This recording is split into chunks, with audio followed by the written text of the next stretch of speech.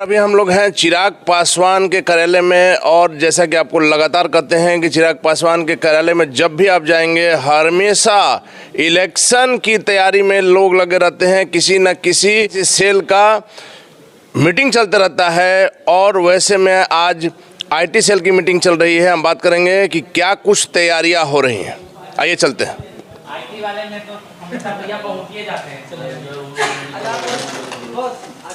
रानू जी, जैसा कि हम बराबर कहते हैं कि चिराग पासवान के कार्यालय में आप जब भी आएंगे तो किसी न किसी प्रकोष्ठ की बैठक चलती रहती है। आज किस कारण से ये बैठक चल रही है आईटी प्रकोष्ठ? आज हमारे आईटी प्रकोष्ठ के प्रदेश कार्यकारिणी की बैठक है। एक लंबे समय के बाद हमारे पार्टी के और सब कामों से छुट्टी मिलने के बाद हमारे राष्ट्रीय अध्यक्ष के यहाँ न होने के कारण हम लोग कुछ फ्री हैं। हमारे जब राष्ट्रीय अध्यक्ष यहाँ होते हैं तो उनके लगातार प्रोग्राम, जैसा कि आपने आरा में देखा और सब जगह देखा, तो कहीं ना कहीं सब लोग हम लोग अपने में लगे रहते हैं और उनके नहीं रहने पर ये समय मिलता है जिसमें हम लोग अपने अपने विंग के आगे की प्लानिंग की चर्चा करते हैं। और हमारे आज प्रदेश कार्यकारिणी की बैठक थी जिसमें हम लोग आने वाले समय में आईटी सेल को और धारदार कैसे करें और मजबूत कैसे करें उस पर चर्चा हुई है। और हम आज आईटी के सारे प्रदेश के साथियों के साथ बैठक हुआ है। उसी बैठक में भी हमारी कुछ चर्चा चल रही है। चिराग पासवान जी लगातार ये कहते हैं कि बिहार में मध्यावधि चुनाव होगा, हालांकि ऐसा आसार नजर नहीं आ रहा है, लेकिन यदि कल के डेट में चुनाव हो तो आपकी क्या तैयारी? हम लोग, आप देखते होइएगा कि हम लोग हमेशा इलेक्शन के मोड में ही रहते हैं। हमारे नेता, हमारे कार्यकर्ता, हमारे एक एक साथी, हमारे पार्टी के गार्जियन, हम लोग सब लोग इलेक्शन मोड में ही रहते हैं और हम लोग इलेक्शन की तैयारी ही करते हैं। हम लोग इलेक्शन के लिए हमेशा से सजग हैं और तैयार हैं और हम लोग मान के चलते हैं कि इलेक्शन बहुत जल्द होगा। और जब भी होगा आप एकदम तैयार हैं, कोई तैयारी विशेष नहीं करते? नहीं, हम लोग को इलेक्शन आने पे कोई तैयारी नहीं करनी है। हम लोग रोज इलेक्शन की तैयारी में ही लगे रहते हैं। अभी हमारे साथ लोक जनशक्ति पार्टी रामविलास के नेता अशरफ अंसारी हैं। इनसे जानेंगे, लगातार आरा से लेकर के तमाम जगहों पर अशरफ अंसारी जाते हैं। अशरफ अंसारी जी, जिस प्रकार से आरा में आप लोग माहौल बना दिए, सारे पक्ष विपक्ष के नेताओं के लिए मुसीबत खड़ी कर दी आप लोग। नहीं सर, देखिए हम लोग माहौल नहीं बना रहे हैं। आरा में पहली बार दिखा कि प्रशासन के लिए काला दिन था। सरकार तो मतलब इस निकम्मी सरकार को जो कहा जाए, जितना भी कहा जाए वो कम है। पहली बार किसी जिले का जिला पदाधिकारी त्राहिमाम संदेश दे रहा है। 9 दिन में 9 हत्याएं हुई, खासकर दलित वर्ग को ही जो है इसको अब टारगेट किया गया। और मतलब समझिए कि वहाँ तो लगता है कि लॉ एंड ऑर्डर नाम की कोई चीज़ ही नहीं रह गई है। पूरे प्रदेश में लॉ एंड ऑर्डर ध्वस्त है। चूँकि हम पहले भी बोले हुए और आज भी हम बोलते हैं कि सरकार इकबाल से चलती है और इस निकम्मी सरकार का, नीतीश सरकार का इकबाल ख़त्म हो चुका है। आज लोग अपराध से, भ्रष्टाचार से, बेरोजगारी से हर तरफ जूझ रहे हैं लोग। उसमें जो बिहार आज अंधकार में चला गया है, उस अंधकार में विकास का एक चिराग कहीं दिख रहा है लोगों को। उस उम्मीद का चिराग वो चिराग पासवान है। हमारी पार्टी के राष्ट्रीय अध्यक्ष आदरणीय चिराग पासवान जी से लोगों को उम्मीद हो रही है। इसलिए मतलब आप देखेंगे, और आप लोग तो भाई चौथा स्तंभ हैं, आरा के कार्यक्रम की सूचना हम लोगों ने किसी को नहीं दी थी। सिर्फ ये था कि भाई वहाँ सरकार पूरी तरह से एकदम समझिए कि घुटने टेक दी है, तो लगा कि नहीं, हमको अपने लोगों के सुख दुख में शामिल होना है और उसके लिए चिराग पासवान जी गए थे। पर वहाँ की जनता ने मेरा माहौल जी कि सरकार हो, प्रतिपक्ष हो, सबको कि लोगों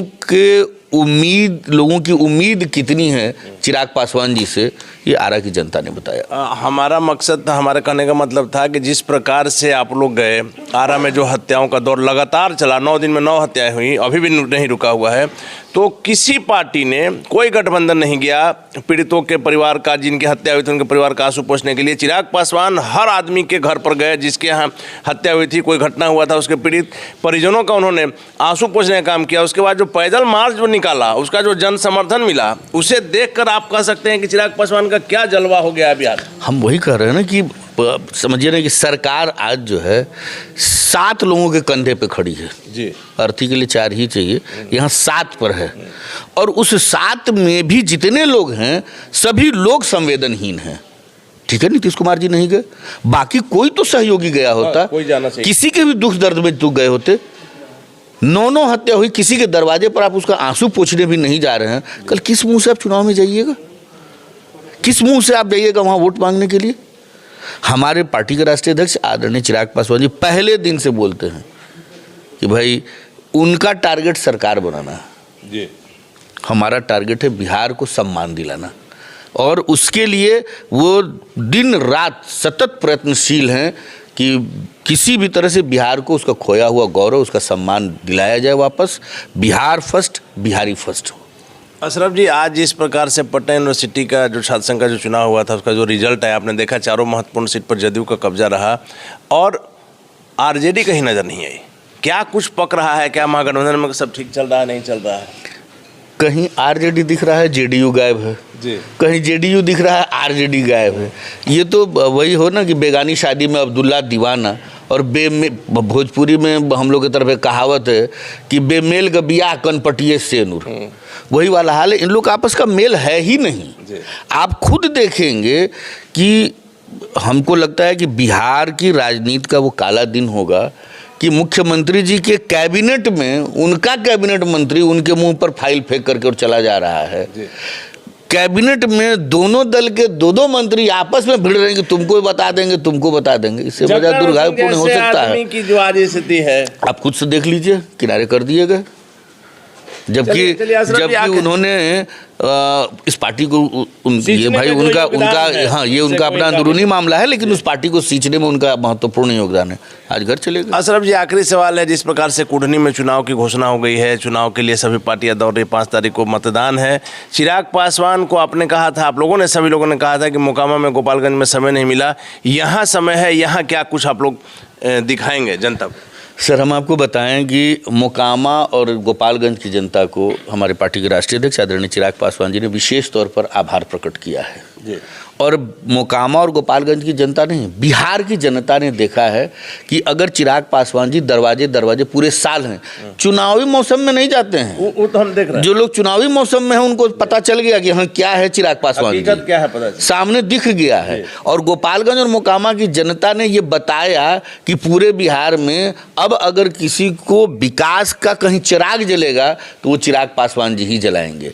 रहा कुढ़नी का सवाल, तो कुढ़नी हमने कहा ना कि हमारी पार्टी हर वक्त 24 घंटे संगठन और चुनाव के मोड में रहती है। कुढ़नी में जिसे राष्ट्रीय अध्यक्ष जी का, उसमें कुछ थोड़े सोच रहे हैं। अभी तो चुनाव की प्रक्रिया शुरू हुई है। जिस दिन रखेंगे चरण हमारे पार्टी के राष्ट्रीय अध्यक्ष आदरणीय चिराग पासवान जी का पड़ेगा, कुढ़नी की जनता का भी जो प्यार, जो समर्थन, जो सहयोग, जो आशीर्वाद मिलेगा, उसको भी बिहार की जनता देखेगी। लेकिन अशरफ जी, मुकेश सहनी ने जो दाव चला है, इससे एनडीए के लिए कहा जा रहा है कि मुसीबत खड़ी होगी। सर, इन सब लोग अपने ही दाव पेच में फंसे हुए हैं। हम लोग को न कोई दाव चलने की आवश्यकता है, और दाव से कहीं चुनाव होता है क्या? चुनाव जनता जिताती है, और जनता के दिल में रहने के लिए सालों भर उनके लिए जीना मरना पड़ेगा। जो आज के डेट में चाहे प्रतिपक्ष हो या सत्ता पक्ष हो, कोई एक आदमी बिहार में है, कोई एक नेता बिहार में है, वो हमारी पार्टी के राष्ट्रीय अध्यक्ष आदरणीय चिराग पासवान जी है। और इसको हम नहीं, बिहार की जनता समय समय पर हमेशा बताती है कि उनका सहयोग, उनका आशीर्वाद, उनका समर्थन, उनका प्यार किसके साथ है। चलिए, धन्यवाद आपका। तो ये थे हमारे साथ अशरफ अंसारी जी, जिनका साफ तौर पर कहना है कि बिहार जो अंधेरे में डूबा हुआ है, चिराग की रोशनी सिर्फ चिराग पासवान में नजर आ रही है, और कुढ़नी चुनाव में भी इसका असर देखने को मिलेगा।